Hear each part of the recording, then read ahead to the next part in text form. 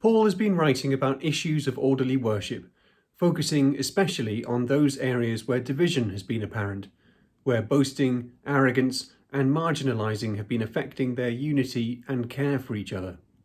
As we have seen before, Paul can address a single problem from multiple angles.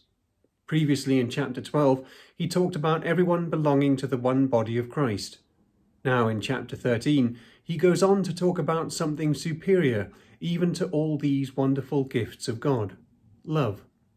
He begins in a negative way, pointing out that all these amazing gifts are worthless without love motivating them. What is the point of using any of these gifts if it is not for the same purpose as God has given them, who gives them lovingly?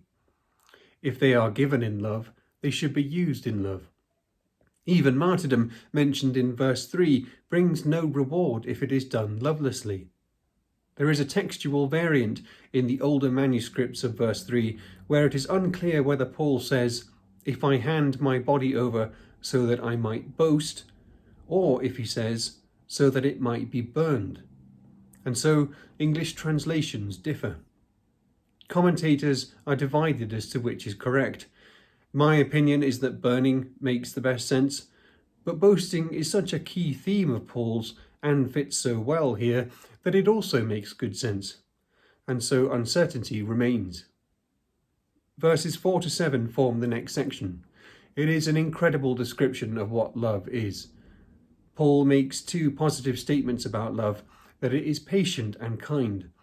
Then he defines it by what it is not, in a series of statements which reflect the Corinthian situation. It focuses on the other person, on their worth and on their needs. It does not enjoy finding faults, but instead rejoices in truth and continually believes and hopes for the best. How different this quality of love is from the intense but short-lived romantic notion which is culturally elevated in our films and music. We all know of relationships which have foundered because of things like resentment and lies and a sense of needs not being met.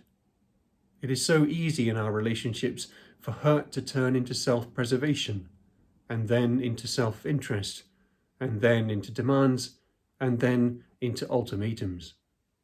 But love is patient, love is kind, it bears all things, believes all things, hopes all things, endures all things.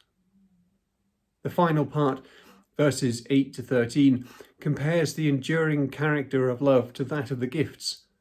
The gifts are only for now, for the time before the return of Christ. Love is forever. They exist now to prepare us for his return, to win converts, to build up the body, to heal and restore, to enhance our vision of God.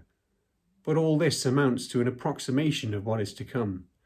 For when we are an adult, we look back at our childish things with contempt. And, to change the metaphor, the face we see at present is unclear and dim, like looking in a dirty or unpolished mirror.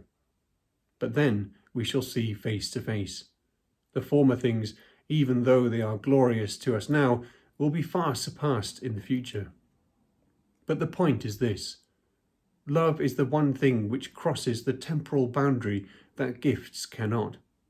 Love is the character of God, which does not change, which is the reason for these gifts. Faith, hope, and love will remain, but the greatest of these is love.